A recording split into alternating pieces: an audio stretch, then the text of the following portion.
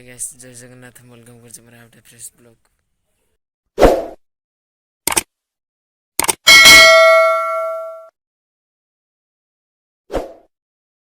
पाखापाखि मसे कि 1.5 मास है ब्लॉग है साइड्रे बिजनेस। तो राति पाइले रसापुर आउटे आमर घर काम। तो घर काम सहित दुकान टाइम हो बहुत काम थिला। तो आज मैं फाँका थी मैंने आज भी होगानी गरम भी आसीगला। तो मुझे छाई पाखे अच्छी देखी पारे नड़िया गछ उपर नड़िया भांगा पड़ी। तो डाब तो होगा गरम पाई खाइबा आमे सब एगुड़ा सब कौन पाई आमे तो खाइबा। A few moments later, 2,000 years later, one eternity later. बहुत जोर खरा काटिला आ रही होनी एठी। तो चलतु तौड़ को पलैबा। तो तौड़ को जाकि रसालपुर जावा।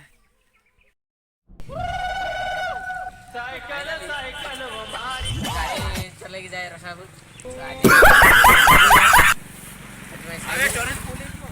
साइकेल माइंड करेंगे सब किसी पैसा दे कथा तेल भी रेट है सब किसी रेट है 55 टकर तेल पकड़े आम 5 किलोमीटर जावा आमर institute tundra.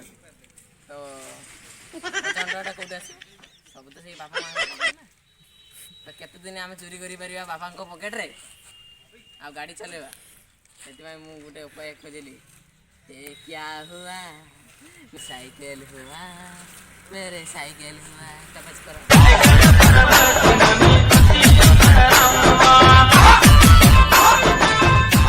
1,000,000 zillion jillion dillion cotillion times later.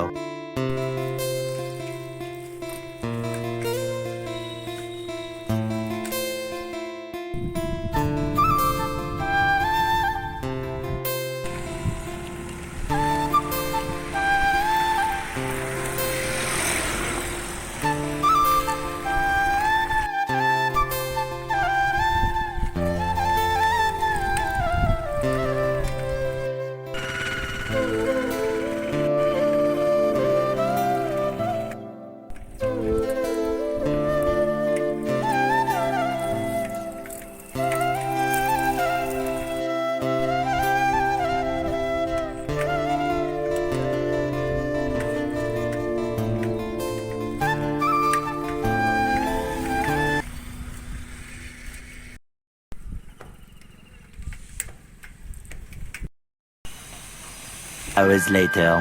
तो गाइस अब आसिक सागे सागे पहुँचली रसालपुर। तो टे मार्केटिंग करदेबा भोज पाखर ए सौदा सरीगला। तो नना दुकान जावा टे तो ए भोज टे पैसा देदेबा कमला पसंद पैसा 140 टका।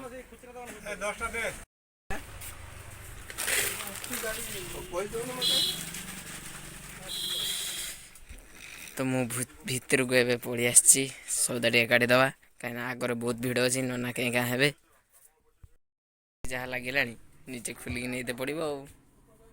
The next day. कौन सब जीव टे खोलीदबा टे। The next morning. सागे सागे आसिक पहुँची मुझे गाधे पड़ली सागे सागे बहुत झाड़ होती झाड़े सार्ट पूरा भेदीला। तो गाधे सारे तो ये तो चलते टे खाईदे माँ बाड़ी सारे सरी माँ बाड़ी सारे। तो कौन कौन दे देखा यहाँ हूँ आमर माछ यहाँ